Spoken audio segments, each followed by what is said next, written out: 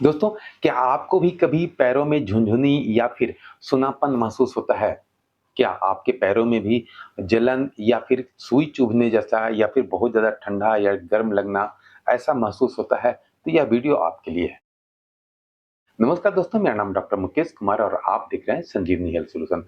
आज की इस वीडियो में हम यही जानेंगे कि हमारे पैरों में सूनापन या फिर झिनझिनी होने का कारण क्या होता है, इसका इलाज क्या है, क्या-क्या एक्सरसाइज है और क्या-क्या सप्लीमेंट की कमी की वजह से ये हमारे प्रॉब्लम होता है और हम इसको कैसे ठीक कर सकते हैं।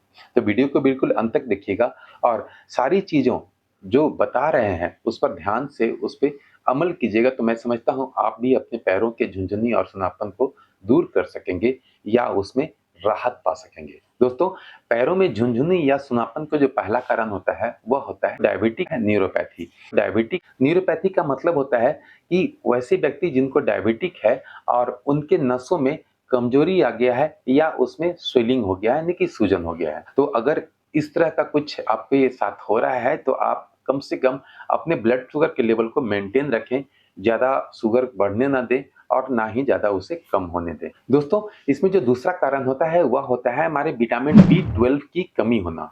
ऐसे आमतौर पे हम लोग सभी कोई खाना खाते हैं, लेकिन यह ध्यान बहुत कम दे पाते हैं कि क्या हमारे शरीर में जितनी विटामिन बी 12 या विटामिन बी कॉम्प्लेक्स की जरूरत होती है, क्या हम वह डेली लेते हैं? Answer is no. तो यह भी हमारा एक कारण हो सकता है। इसमें जो तीसरा कारण है वह होता है हमारा साइटिक नर्व का दबना।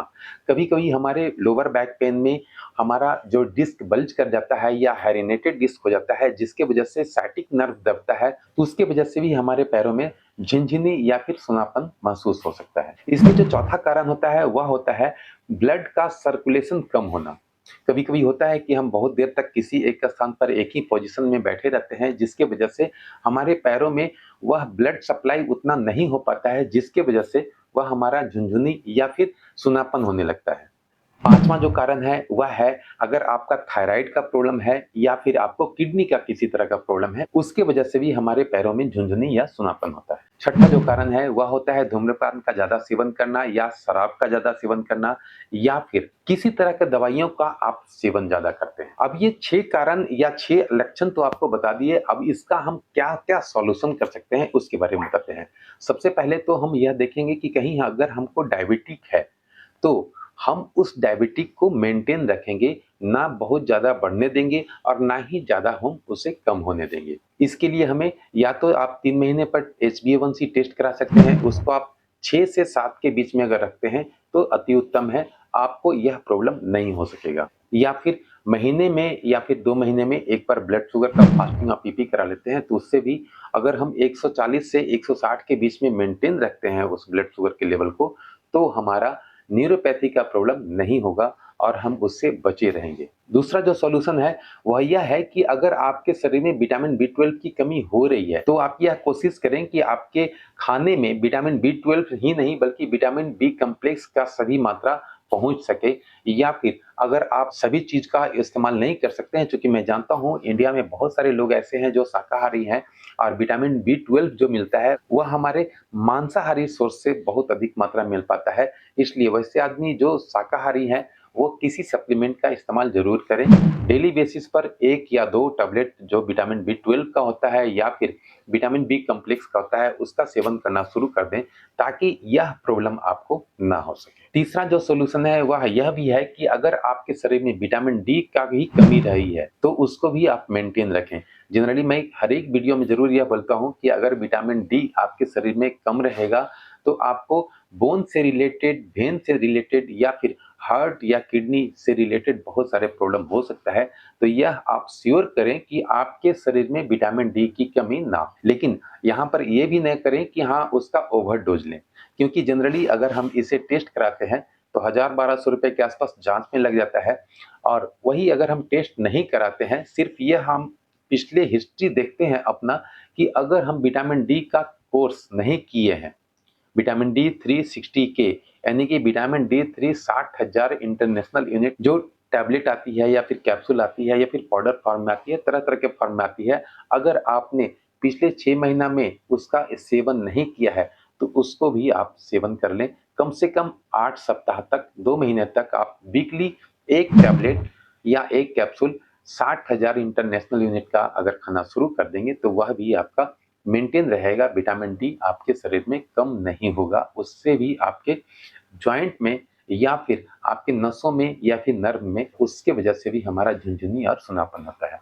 तो यह श्योर कर लें कि विटामिन डी भी आपके शरीर में कमी ना हो। दोस्तों, नसों की कमजोरी के लिए या फिर नर्व में प्रॉब्लम के लिए हमारे मैग्नीशियम और कैल्शियम की भी बहुत बड़ा रोल है।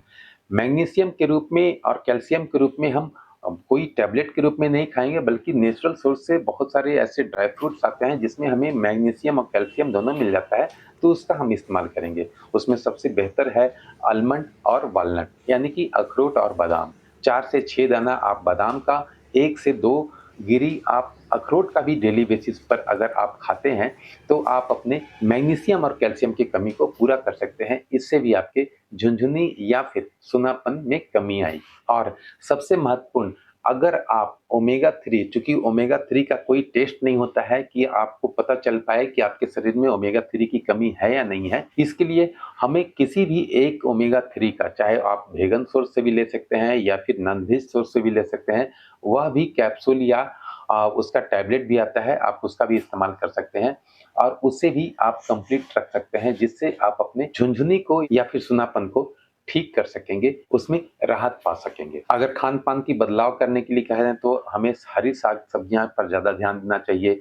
दही और दूध का भी इस्तेमाल करना चाहिए। अगर आप मांसाहारी हैं तो आप अंडा और मछली का भी इस्तेमाल कर सकते हैं। इससे भी हमारे नसों में मजबूती आती है और उसमें जान आ जाता है। फल में आप सेव, केला और अनार का इस्तेमाल कर सकते हैं। इससे भी आपकी बहुत तरह का विटामिन उसमें मिल जाता है, जिससे भी आपका झुनझुनी वगैरह कम होने लगता है।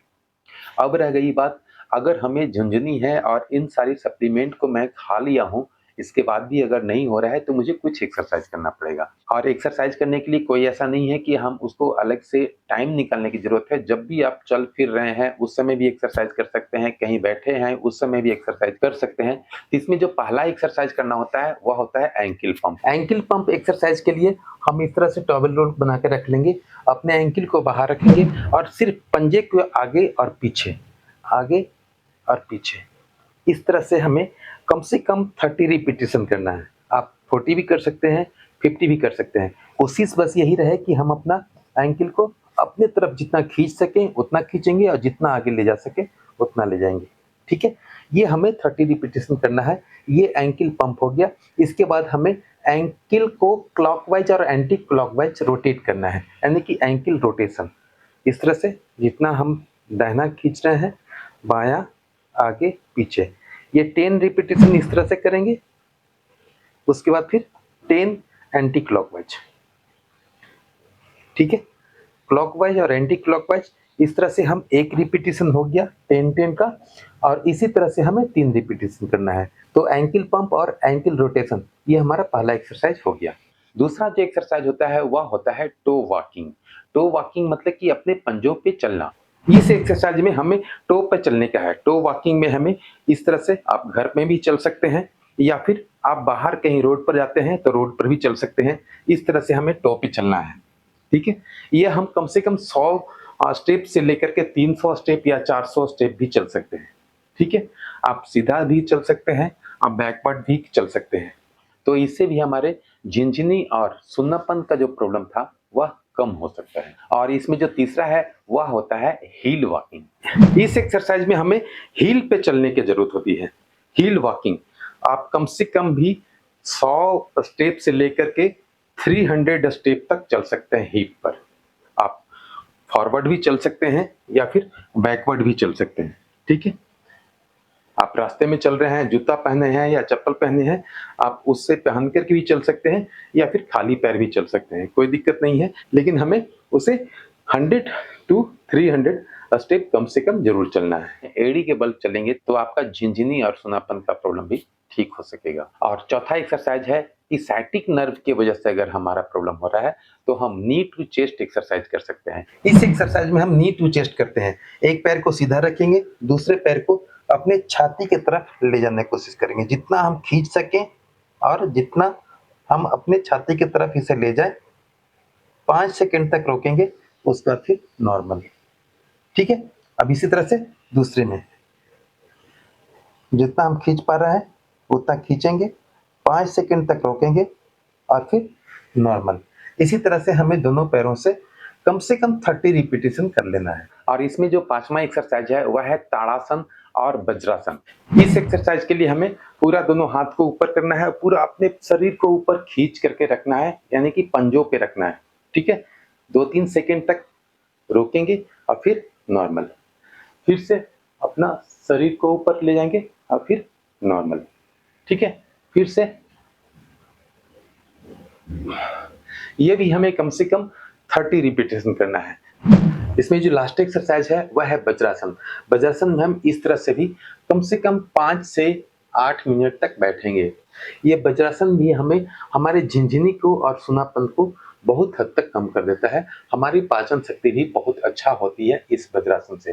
ठीक है, तो इस तरह से हम 5 से 7 मिनट या 8 मिनट या 10 मिनट तक भी बैठ सकते हैं, लेकिन इसमें ध्यान रहे कि हमारा अगर घुटने में प्रॉब्लम है तो हम वज्रासन पे नहीं बैठेंगे, क्योंकि घुटने के प्रॉब्लम वाले को वज्रासन पर बैठने के लिए हमेशा मना किया जाता है। मैं अपने वीडियो में कई बार बता चुका हूँ। तो अगर घुटने में भी आपको प्रॉब्लम रहता है तो आप इस आसन में कभी नहीं बैठेंगे। दोस्तों, उम्मीद है वीडियो अच्छा लगा होगा। वीडियो अच्छा लगा तो वीडियो को लाइक करें, सब्सक्राइब करें, अगर चैनल पर नए हैं तो बेल आइकन को दबाकर ऑल नोटिफिकेशन ऑन कर लें, ताकि भविष्य में आने वाला हर वीडियो आप तक सबसे पहले पहुंच सके।